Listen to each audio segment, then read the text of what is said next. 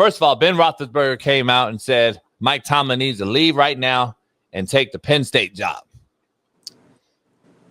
James Harrison, who everything that I knew was tight with Tomlin, apparently that's not true.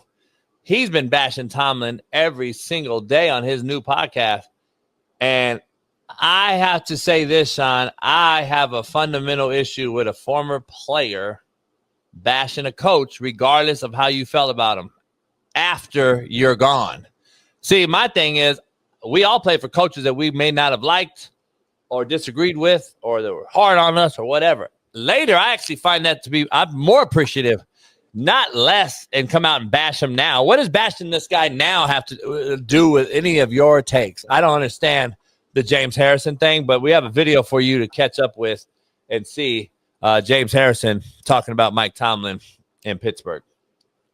Get you to play beyond your potential.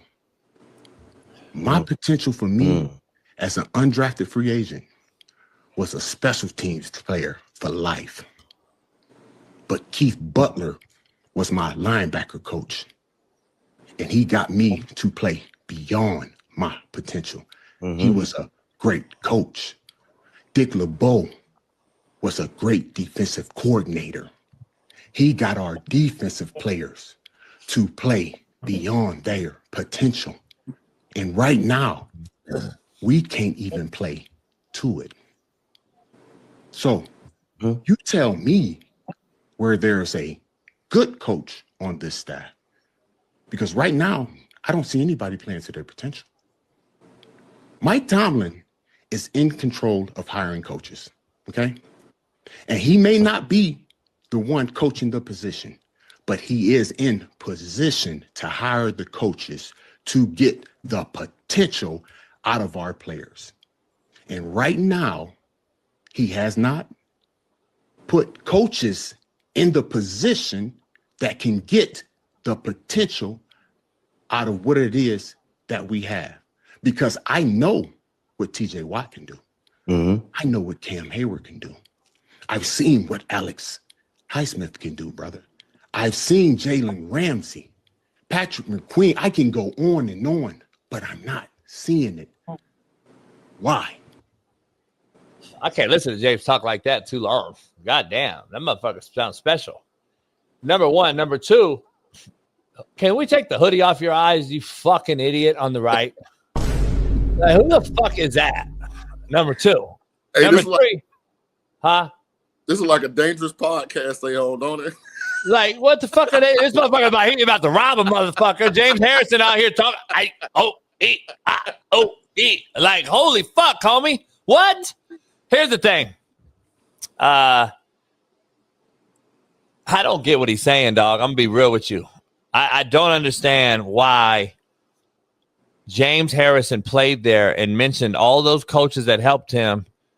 Shaun, does he realize that there's like a pecking order to shit, and there's like a CEO and there's a manager and there's a fucking like, does he realize there's a floor supervisor, and then there's that floor supervisor has a supervisor? So the floor supervisor is the offensive coordinator and defensive coordinator, and then they look up to a supervisor, which is Mike Tomlin, and then Mike Tomlin looks up to a guy that actually picks the talent, a GM, and then he has a guy that's called the owner.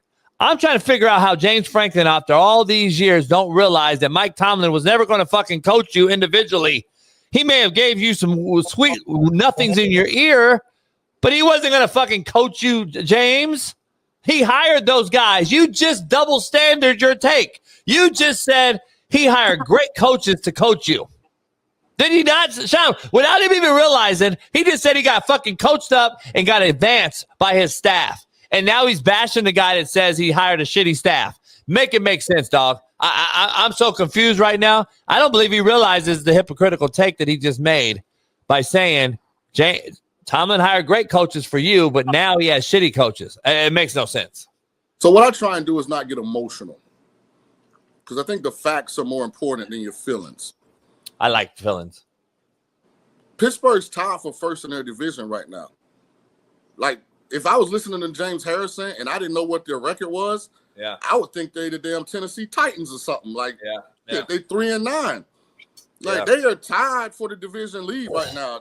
They still got a chance to win the division and get in the playoffs, and we'll see what happens. Like, so I don't get the energy pertaining as it pertains to right now where Pittsburgh is. Yeah, I don't either. They're not great. We know they're kind of like up and down, and we understand where Aaron is. And you and I both been on Aaron's bumper about how he is with players, and his leadership capabilities are not what they used to be because now he thinks he's better than he is. Maybe we don't know. All I know is your body language tells us more than what you say out of your motherfucking mouth. And that's just the truth. Aaron Rodgers' body language this whole season, even when they were winning, has been shitty. Last year was bad with the Jets. Last year was bad. But the thing about it is, does he realize that the Bo, as one of the greatest minds in football, was already goddamn a cadaver? How long do you think he was going to coach, James? He was already at the end of his career. He was under Cowher's staff. So, like, I don't understand why he don't realize that there's people that elevate people, friends, nepotism, whatever you want to go down, the family tree, the coach's tree. There's trees to this. So Cowher appointed and got Tomlin the job. He immediately wins a Super Bowl damn near. And then he's won every year, never had a losing record, but they haven't got over the hump. I know they haven't won a playoff game since 16, and that's the number one thing. I get all that. But you play for the man that got you a Super Bowl that at some point, whether you know it directly or indirectly, he affected your outcomes. Mike Tomlin did, James. You just don't know it because you weren't in the staff meeting, Shaun. Like, he acts like he was in the staff meeting when Tomlin's ripping someone's ass and telling him he needs to. We're watching film on the coaching James and Harrison, and we're like, if you don't get James Harrison's ass down today and get his ass through the hoop, like, they're acting like he don't realize how this thing works. Like, that shit is fucking ridiculous. And JB, they acting like they don't watch the tape. Yeah. A coach's job, the head coach job, is to create a culture, right?